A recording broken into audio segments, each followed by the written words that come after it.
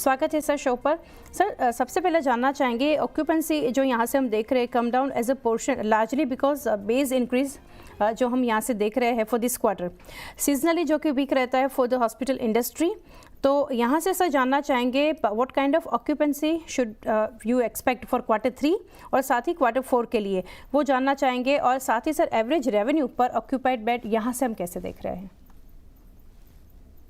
Occupancy ये improve हो जाएगी क्वार्टर 3 और क्वार्टर 4 में। जो ऑक्यूपेंसी आपको दिख रही है क्वार्टर 2 में, ओवरऑल एट कंसोल लेवल आपको ये ऑक्यूपेंसी दिख रही है। इन सम ऑफ और हॉस्पिटल थोड़ा 2-3 हॉस्पिटल्स में वी हैव बेटर ऑक्यूपेंसी। हमें ऑलमोस्ट 60-65% प्लस ऑक्यूपेंसी हम लोग देखते हैं इन क्वार्टर 3 क्वार्टर 4। दिस ऑक्यूपेंसी जो है वो और इम्प्रूव हो जाएगी। ये ऑलमोस्ट 60-65% तक रीच हो जाएगी हमारी जो मैच्योर्ड हॉस्पिटल्स है उधर। As far as ARPOB is concerned, average revenue per operational bed is concerned, वो improve हो रही है हमारे almost all hospitals में। जो matured hospitals है उधर हम लोग almost 55,000 to 60,000 kind of ARPOB देख रहे हैं, and ये sustain रहेगी Q3 and Q4 में भी। ओके तो सर आगे कुछ अब नंबर्स ऑक्यूपेंसी के बेस पर आप बताना चाहेंगे, क्योंकि the occupancy rate as of quarter 2 was 49.7%। आगे एवरेज क्या सर रह सकती है for second half of the year, that is quarter 3 and quarter 4? Occupancy console पे Q3 में ऑलमोस्ट 50 to 53% तक जाएगी बिकॉज जो हमारे नए हॉस्पिटल्स है उनका रैंप अप हो रहा है, एंड वो 55% तक रहेगी Q4 में। ओके एंड आरपॉब के बारे में सर आप बात कर रहे थे, तो यहाँ से अगर देखने जो average revenue per occupied bed which is on up trend currently stands at 38,200 250 260 around. So यहाँ से कुछ टारगेट है या 40,000 तक कब तक पहुँच सकते हैं? ये नेक्स्ट 3-4 क्वार्टर में हमारी आरपॉब बहुत ज़्यादा इम्प्रूव हो जाएगी बिकॉज हमारा थाने हॉस्पिटल ऑपरेशंस कमेंस कर रहा है Q4 में। बैंगलोर हॉस्पिटल्स 2 हॉस्पिटल्स बैंगलोर में we are commencing operations in Q4।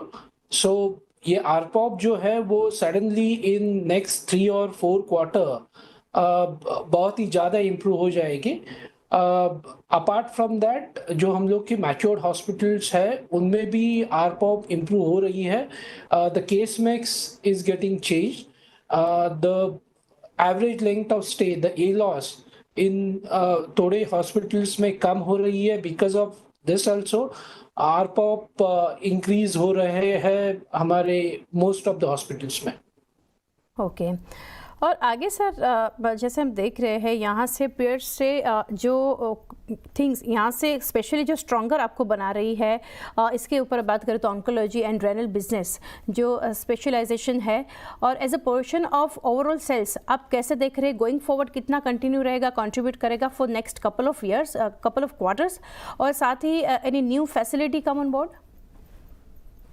The specialty like oncology, mother and child, अभी ये ऑलमोस्ट 5 to 6% कंट्रीब्यूट कर रहे हैं ओवरऑल रेवेन्यू में।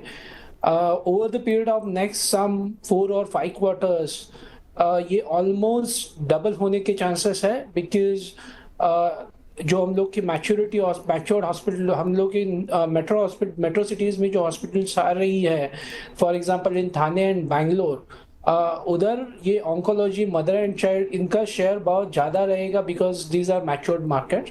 सो overall over the period of next 3 और 4 quarters I think at least oncology और mother and child की shares बहुत ज़्यादा बढ़ जाएंगे।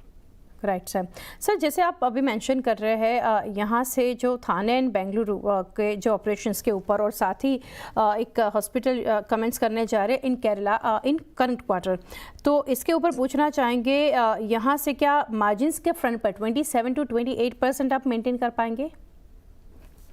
ऑलरेडी लास्ट क्वार्टर में हम लोगों ने 27.5% प्लस मार्जिन रिपोर्ट किया है, एंड ये मार्जिन फर्दर एक्सपांड हो रहा है in our Telangana market. And once our other facilities, अगर हमारी जो नई फैसिलिटी है वाइजैक में, कन्नूर में, त्रिशूर में ऑल्सो वी आर लॉन्चिंग, ये सब जब भी चालू हो जाएगी, I think by Q4 we will sustain that 27.5% kind of a margin. Okay, fair enough sir. आगे सचिन से जानना चाहेंगे सोमदत्त फाइनेंस कॉरपोरेशन के ऊपर। यहाँ पर अभी आपका 64% जो कि स्टेक है, कंपनी ने और अनाउंस किया था right issue with their Q2 results. इसके ऊपर जानना चाहेंगे बिजनेस गोइंग फॉरवर्ड यहाँ पे कैसे देख रहे हैं, क्या प्लान्स है? So as of now in last quarter only हम लोगों ने हमारी शेयर्स के स्प्लिट अनाउंस की थी। तो our shares have been split into 5 shares for every shares held. As of now, immediate capital requirement नहीं है. Bank finance is readily available. So we will not go to the capital market for any right issue or any further QIPO in the immediate future, I would say. So last couple of questions, Sachin sir.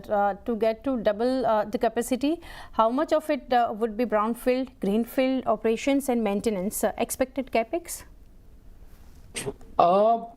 जो ज़्यादा करके हम लोग कर रहे हैं next 4-5 years, most of these hospitals are brownfield. Greenfield are only Thane and Bangalore. The total capital requirement for these assets would be around 1,500 crore to 2,000 crore over the period of next 4-5 years. Okay, right sir.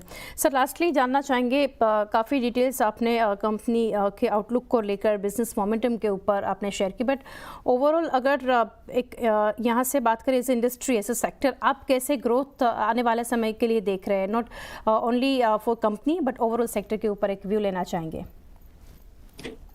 As a sector, hospital sector is expanding very rapidly.